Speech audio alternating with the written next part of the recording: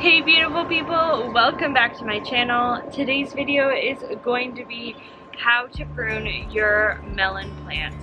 I've gotten so many requests to do another video since my previous video did very well last year, and lots of people have some more questions. So let's get right into the video.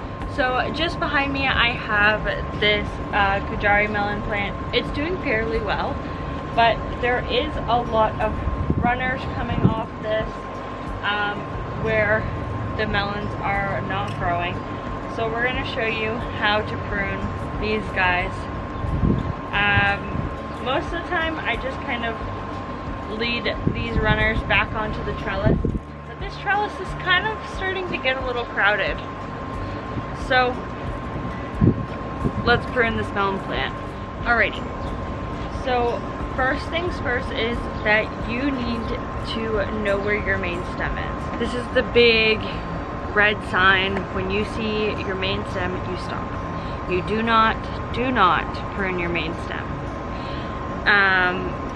Because you can actually just stop all production growth of your melons. So be very, very careful. Even when you're pulling off when you're pruning this side, what we'll call suckers, you want to be very gentle and be very careful that you're not going to damage that main stem. Now, if you damage a couple of these longer tendrils here, and I'll do a close-up, that is fine. They grow back. It's like hair. These are used to crawl along the ground or hold themselves up on a trellis. So this is more than one melon plant, which we'll also need to be cautious of. But just in here, there's some dead leaves. Obviously, we want to make sure those are cut. See this vine? This vine is dead. It will not produce anymore, so we can follow this back. And it goes all the way down to just before this melon. Typically, you'd actually want to snip this off because it's now sending the disease down. And what I'm going to do is I'm going to be very careful because this is a main stem. This is a main stem. So we don't want this to get damaged. So we're going to very easily just snip this off. See that? And the melon just dropped a little bit. This watermelon is absolutely fine. We just cut off this little growing piece here, and we're going to pull off all these dead leaves and the dead vines. So these were fruits that didn't get pollinated, and also they could have gotten, eaten by some sort of disease. We don't know. And see these tendrils? You can break these and they will grow back. It's no big deal. See, that guy's broken. It will grow back. It's not a big deal at all. The biggest part about pruning these your melons is that you're focused on making sure that your melon is going to produce. You're obviously not going to cut here because there's a melon growing right there. We want this tendril here because in order for us to know when this melon is completely ripe, this tendril will shrivel up and go brown, and then we know that it's ready to be picked. Now, for all these side shoots, so you're gonna have one main stem. You do not want to cut that stem. Unless you're at your very end of your season and you have like a couple fruit left and you want to make sure that that fruit gets ripened so that the plant focuses all of its energy on ripening the fruit that's already on the vine. But right here, we have obviously some fruit already setted, and we want to make sure that we don't cut the vines that are producing nutrients for those fruits. So with these vines right here, these vines actually don't have any fruit on them, and they go all the way back to the main stem over here. But look at that. See? So this one actually put on a fruit. This is one of the only side shoots that did that I've let put on a fruit. So we're gonna leave that one. We're not going to trim this and break it. But when you're towards the end of your season like this, because right now it is the second week of August, and here in Hamilton, Ontario, our first frost day is about mid-October to late October. Sometimes it goes into November, but still, we want to make sure that all the multiples of fruits, they're probably over 20 on these couple plants, that they all get mature, because we want to enjoy those delicious melons. So whenever you're pruning, you want to work from the very end of the growing point to the very base. Now, why I say that is because you don't want to cut it off at the base and then find out, oh, there's a melon growing at the end of it. That would be terrible. So what you're gonna do is find the end of the growing point, which here there's obviously some flowers growing. We got some tendrils, and we're just going to trace this vine back all the way back, and there's a fruit.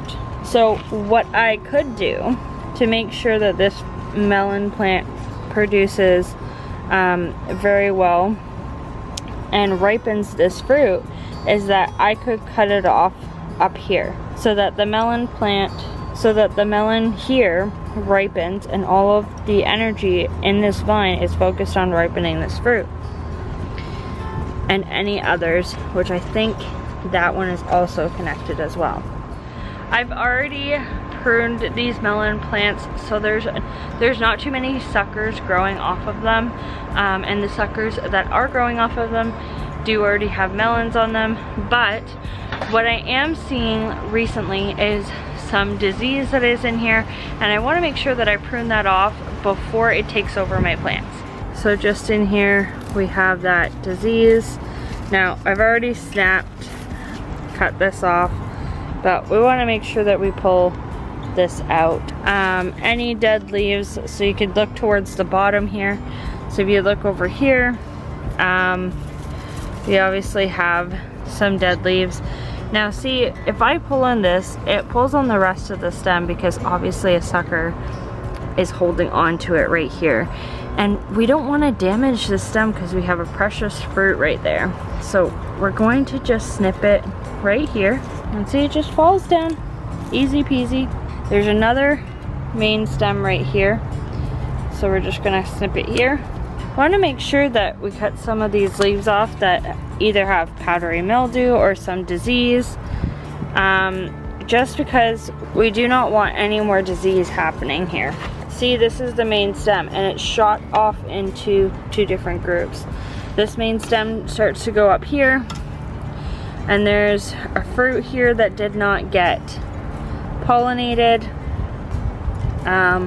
So the plant has aborted this fruit here.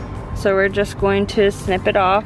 Always start from the top to the bottom. Now that we've made our way to the bottom, I can see that this one sucker goes all the way up, and actually it connects to this main stem right here. Now this is not needed, and it already has some powdery mildew started. So we're just gonna go up here, and this is where it starts. It's not connected to this melon, so don't worry. And we're gonna pull it out just like that. Any deadness from this plant we're going to cut off. Like I said earlier, I've already pruned the suckers back, but I want to make sure that I get lots of melons this season.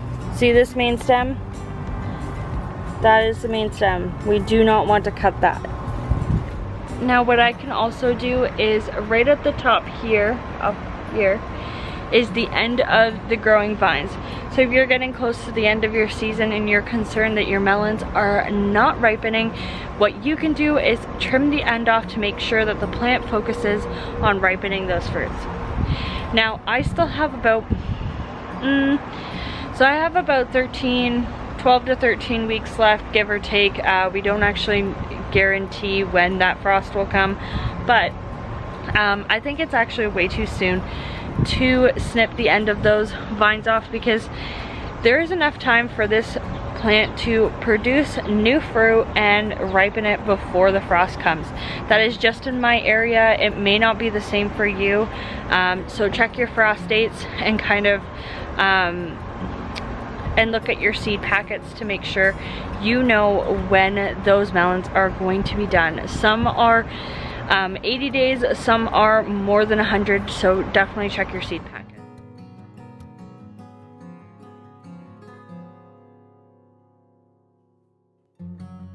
Alright, so that is how you prune your melon plants. I know this video is so highly requested. I really hope this one kind of helped clarify some things for you guys and answered all of your questions. If not, leave them down in the comments below and I will try my very hardest to answer any questions that come my way. Thank you so much for watching. I will see you guys in my next video. Bye guys.